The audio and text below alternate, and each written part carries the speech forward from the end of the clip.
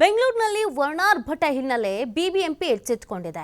ಬಿಬಿಎಂಪಿಯಿಂದ ವಿಪತ್ತು ನಿರ್ವಹಣಾ ತಂಡಗಳ ನಿಯೋಜನೆಯನ್ನ ಮಾಡಲಾಗಿದೆ. ಯಾವುದೇ ತೊಂದರೆಯಾಗದಂತೆ ಕ್ರಮ ಕೈಗೊಳ್ಳೋದಕ್ಕೆ ಸೂಚನೆಯನ್ನ ಕೂಡ ನೀಡಲಾಗಿದೆ.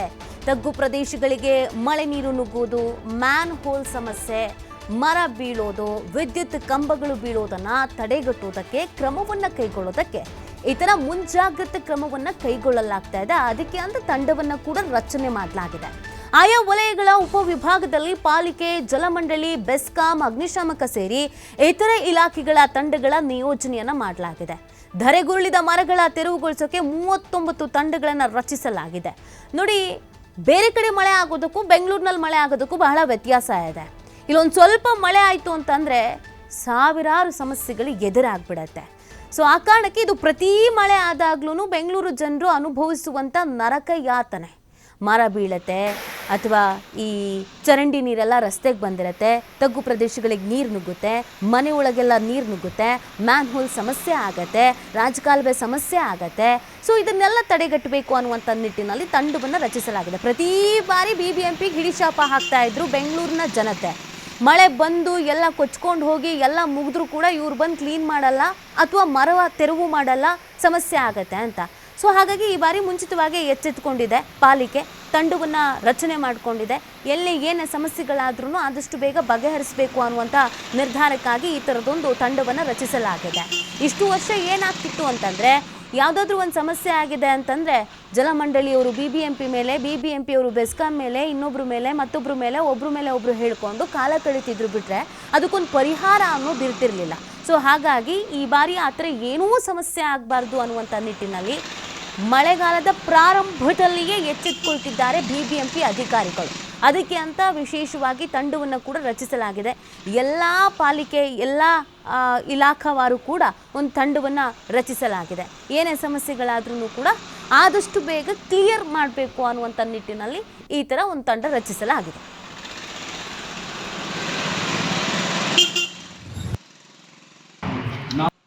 ಆಗಿ ನೋಡಿದರೆ ಅಂದರೆ 4-5 ದಿವಸ ಸತತವಾಗಿ ಮಳೆಯಿಂದ ಬಾಧಿತರಾಗಿರುವ ಟೋಟಲ್ ಇಲ್ಲಿ ಫ್ಲಡಿಂಗ್ ಆಯಿತು ಅಂತಂದರೆ 196 ಕಡೆಗೆ ಆಗಿದೆ. ಅಂದರೆ ಇವತ್ತು 50 ಆಯಿತು, 2000 ಆಯಿತು, ಎಲ್ಲ ಆ್ಯಡ್ ಮಾಡಿದರೆ ಟೋಟಲ್ 196 ಕಡೆಗೆ ಆಗಿ ಒಂದು ತಾಸಕ್ಕೆ ಒಂದಷ್ಟು ತಾಸಕ್ಕೆ ಹೋಗಿದೆ.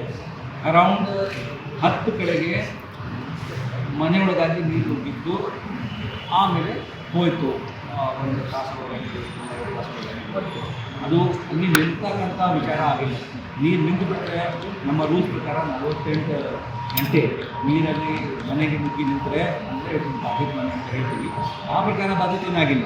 ಮನೆಗೆ ನುಗ್ಗಿದೆ ಅಂತ ಲೆಕ್ಕ ನೋಡಿದರೆ 10 ಮನೆಗಳಿಗೆ ಈ ಥರ ತೊಂದರೆ ಉಂಟಾಗಿದೆ ಅಂತ ನಮ್ಮ ಮರಗಳ ವ್ಯವಸ್ಥೆ ನೋಡಿದರೆ 171 ಪೂರ್ಣವಾಗಿ ದೊಡ್ಡ ಮರ ಬಿದ್ದಿದೆ ಮತ್ತು 690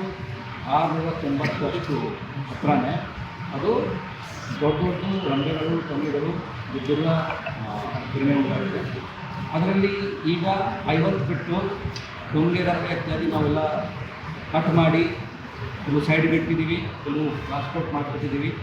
ಸೊ ಅದು ಎಲ್ಲ ಆಗಿದೆ. ದೊಡ್ಡ ಮರ ಏನಿದೆ 9 ಮರ ಬಿದ್ದಿದ್ದು ಇನ್ನೂ ನಾವು ಟ್ಯಾಕಿಂಗ್ ಮಾಡಿಲ್ಲ, ಇವತ್ತು ಮಾಡ್ತಾಯಿದ್ದೀವಿ.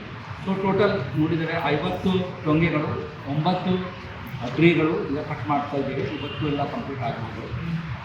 ಆಗಿರುವ ಈ ಎಲ್ಲ ಟೊಂಗೆ ಮತ್ತು ರಂಗ ಮತ್ತು ಇದು ಎಲ್ಲ ನಮ್ಮ ಮರ ಏನಿದೆ ಕಟ್ ಮಾಡಿದ ಮೇಲೆ ಸೈಡ್ಗೆ ಇಟ್ಕೊಂಡಿದ್ದೀವಿ. ಯಾಕಂದರೆ ತುಂಬ ಜಾಸ್ತಿ ಪ್ರಮಾಣಕ್ಕೆ ಮರಗಳು ಬಿಡ್ತಾ ಬಂದಿವೆ. ಹೀಗಾಗಿ ಅದು 3 ದಿವಸದಿಂದ ನಾವು ಟ್ರಾನ್ಸ್ಪೋರ್ಟೇಷನ್ ಜಾಸ್ತಿ ಮಾಡ್ತಾಯಿದ್ದೇವೆ. 39 ತಂಡಗಳ ರಚನೆ ಮಾಡಿಕೊಂಡು ಅಲ್ಲಿ ಮಾಡ್ತಾಯಿದ್ದೇವೆ.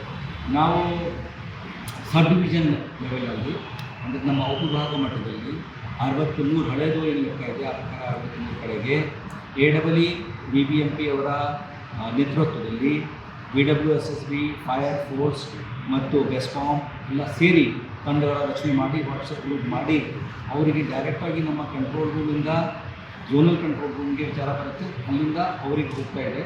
ಇದು ತುಂಬ ಚೆನ್ನಾಗಿ ಈಗ ರೆಸ್ಪಾನ್ಸ್ ಸೆಟ್ ಆಗಿದೆ. ನಾವು ಕ್ಯುಮ್ಯುಲೇಟಿವ್ ಆಗಿ ನೋಡಿದರೆ